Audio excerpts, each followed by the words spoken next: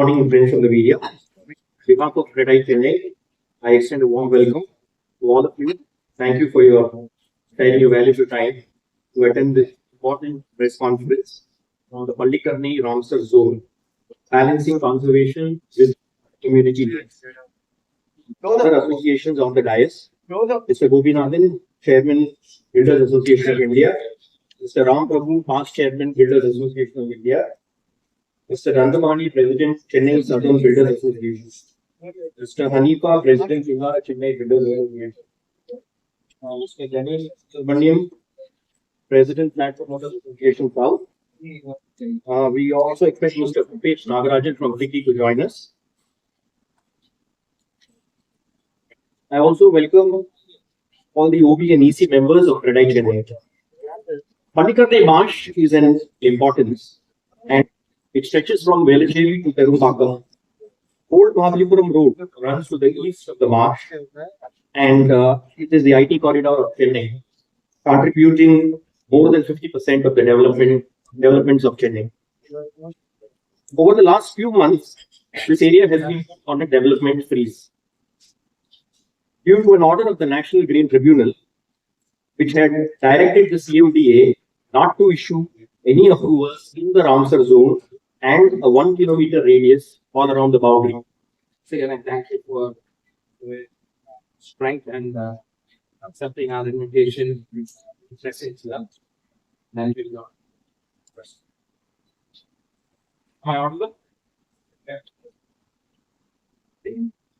So, what is that we are going to talk about today? English is okay? Seri, Sandosham. What is that we seek to clarify? First and foremost, like our president said, CREDAI is for the protection of the environment. It is for, it supports the protection, அதாவது the ஈரநிலம் அப்படிங்கிற wetland அதை வந்து protect பண்ணணும் அப்படிங்கிறதுல CREDAIயும் உறுதியா இருக்கும். இதுல வந்து எந்த ஒரு சந்தேகமும் யாருக்காவது இருந்தா கண்டிப்பா விளக்கிடுங்க. ஏன்னா we are for the protection of the wetland and சதுப்பு நிலம் அப்படிங்கிற போல marsh land. அது வந்து ரொம்ப கிளியரா இருக்கும். இப்போ பாத்தீங்கன்னா நீங்க வந்த போதே ஒரு பெரிய மேப் ஒண்ணு பார்த்துப்பீங்க. திரும்பி அந்த மேப் காட்டுவேன்.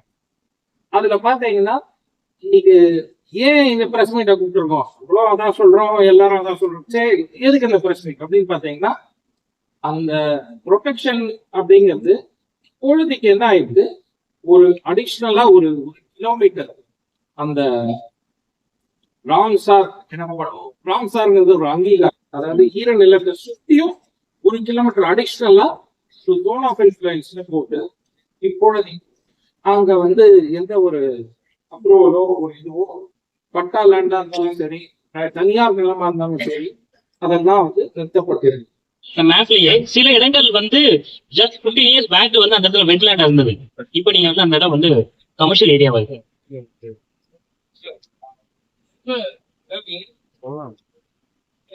இப்போ நான் ஒன்னே ஒண்ணுதான் உங்களுக்கு சொன்னது, நான் என்னோட பிரசன்டேஷன் போதான் சொன்னது இதுதான், இன்னைக்கு இப்போ சொல்றது இதுதான். இப்போ அண்ட் நான் நிறைய தடவை கேள்விகளுக்கும் இதே பதில் தான் என்னன்னு பார்த்தேன். ராம்சார் வெட்லேண்ட், அதாவது நிலம் பாதுகாக்கப்பட வேண்டும் அப்படின்னா கரெக்ட், எந்த நாளில் இருக்கு அப்படின்ட்டு ஒண்ணு வருது. என்னன்னா தான் இன்னொன்னு சொல்லிட்டேன், 10 வருஷம் போனா எல்லாமே காடுதான், பில்டிங்கும் காடுதான், உங்க வீடும் காடுதான், என் வீடும் காடுதான், எல்லாத்தையும் எடுத்துட்டு மரத்துக்கு போயிடலாம், கேவ் மேனா மாறிடலாம். அது ஒரு பக்கம், ஒரு எக்ஸ்ட்ரீம், அதெல்லாம் சாத்தியம் இல்லாத ஒரு விஷயம்.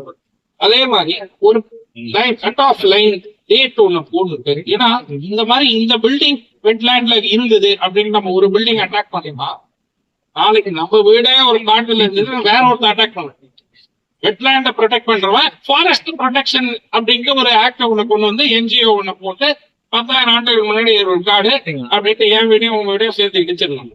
இது ஒண்ணு கண்டிப்பாக ஒரு பக்கம் கட் ஆஃப் கிரியேட் பண்ணி இதுக்கு மேல நீங்க எதுவும் பண்ணாதீங்க, ஆல்ரெடி அபியூஸ் பண்ணிட்டீங்க. இது ரொம்ப கிரிட்டிக்கல், இதை வந்து அபியூஸ் பண்ணவே தப்பு, இந்த கிரிட்டிகாலிட்டியை காப்பாற்றணும் அப்படிங்கறத ரெண்டா ஐசோலேட் பண்ணி தப்பு பண்ணிட்டீங்க, அதை காப்பாத்தணும் அப்படிங்கிற விஷயத்த government can always acquire back. யாரு தப்பு பண்ணாங்க, சரி அப்ரூவல் இல்லாம ஏதாவது பில்டிங் இருந்ததுன்னா immediately you can take action on those buildings which are not approved. First of all, if the building is approved அப்படின்னா either by legitimate methods or by coercion the approval was obtained. Multiple stakeholders are involved. ஒருத்தர் மட்டும் அதை பண்ணல.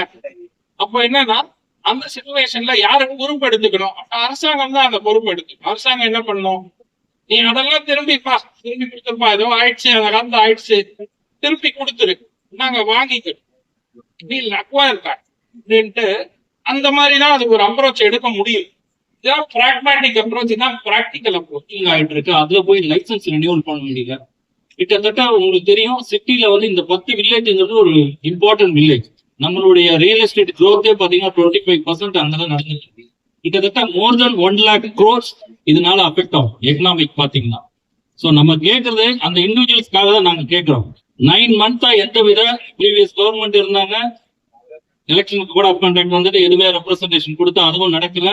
So இப்போ இவங்களும் வந்து ஆயிடுச்சு. இப்ப அந்த அரசாங்கத்துக்கு இப்ப ஆல்ரெடி சிஎம் பார்த்து இதை வந்து நாங்க டீட்டெயிலா எக்ஸ்பிளைன் பண்ணி ஹவுசிங் மினிஸ்டர், சிஎம் எல்லாருக்கும் கொடுத்துருக்கோம். இது உங்க வாயிலா இந்த இன்னும் தெரியணுங்கிறதுக்காக தான் நாங்க இண்டிவிஜுவலா பில்டர்ஸ்க்கு வந்து இப்ப நீங்க அங்க போய் பாத்தீங்கன்னா எத்தனை ப்ராஜெக்ட்ஸ் நடந்துட்டு இருக்கு, இண்டிவிஜுவல்ஸ் எவ்வளவு பேர் கட்டிட்டு இருக்காங்க. இப்ப இன்னைக்கு பாத்தீங்கன்னா கட்டின பில்டிங் அதுக்கு ஒரு கம்ப்ளீஷன் சர்டிபிகேட் கூட வாங்க முடியுங்க. சோ பேமெண்ட் கட்டிருக்காங்க, பிளானிங் பெர்மிட் இஷ்யூ பண்ணல. சோ இந்த மாதிரி ஸ்டேஜ்ல ஒரு 9 months எல்லாரும் பேஸ் பண்ணிட்டு இருக்காங்க. அங்க இருக்கிறவங்க ஒரு 2 crores ஒரு லேண்ட் விற்க முடிஞ்சா இன்னைக்கு வந்து அதுல அவங்க எதிர்பார்த்த ரேட்டுக்கு விற்க முடியுது. உங்களுக்கு தெரியும், ஒரு ப்ராப்பர்ட்டி இங்க இருக்கிறவங்களே நீங்க அந்த ஏரியாவுக்கு வந்துருக்கு. சோ வேளச்சேரியில ஆரம்பிச்சு சோழிங்கநல்லூர் வரைக்கும் இருக்கிற 10 வில்லேஜ்ல மேஜர் வில்லேஜஸ்ல இது அஃபெக்ட் ஆகுது. சோ இத நாங்க கூப்பிட்டிருக்கதே வந்து ஒரு பப்ளிக் சார்பா இது ஒரு கவர்மெண்டோடைய நாங்க கவனத்துக்கு கொண்டு போகணுங்கிறதுக்காக தான் இந்த ஒரு பிரஸ் மீட்.